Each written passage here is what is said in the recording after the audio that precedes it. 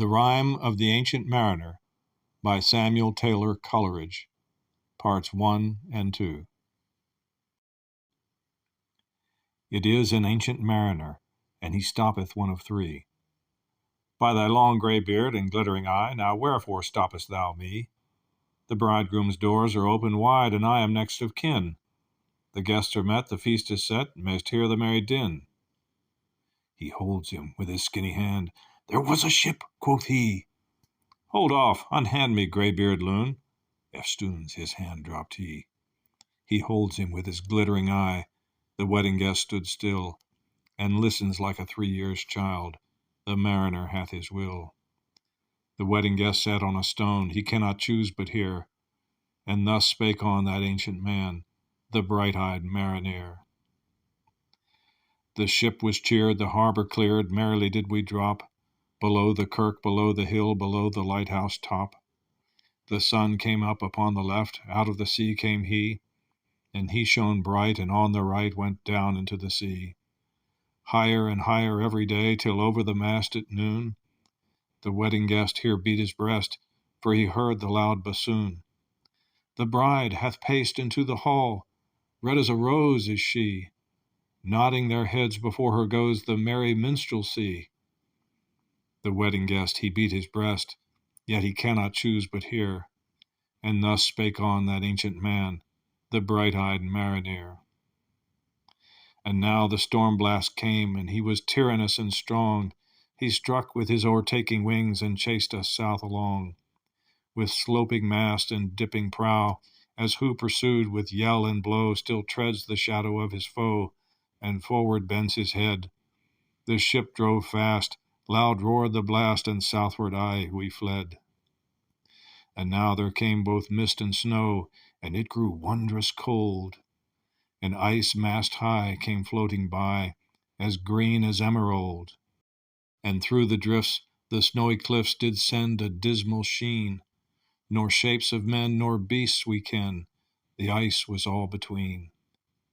The ice was here, the ice was there, the ice was all around. It cracked and growled and roared and howled, like noises in a swound.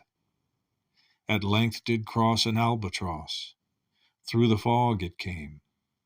As if it had been a Christian soul, we hailed it in God's name. It ate the food it ne'er had eat, and round it flew. The ice did split with a thunder fit, the helmsman steered us through.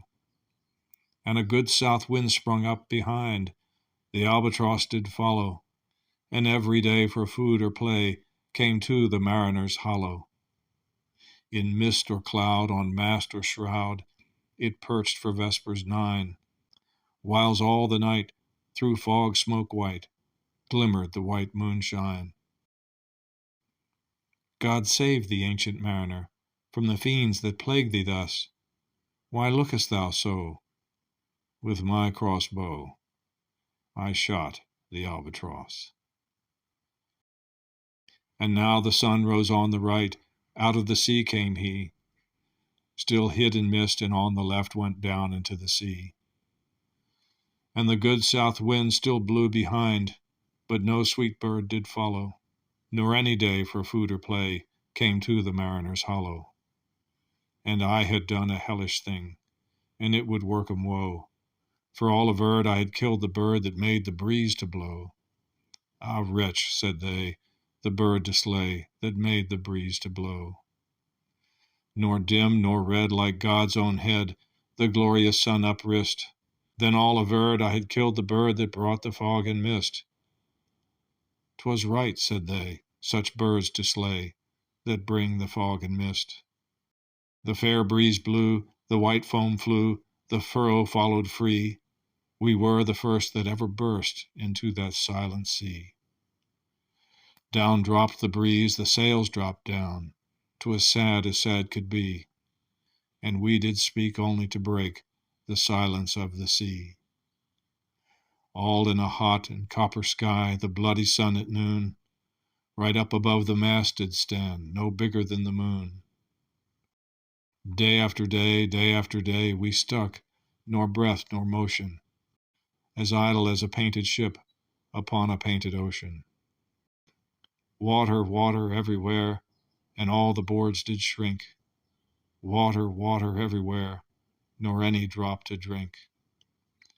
The very deep did rot, O Christ, that ever this should be. Yea, slimy things did crawl with legs upon the slimy sea. About, about, in reel and rout, the death fires danced at night.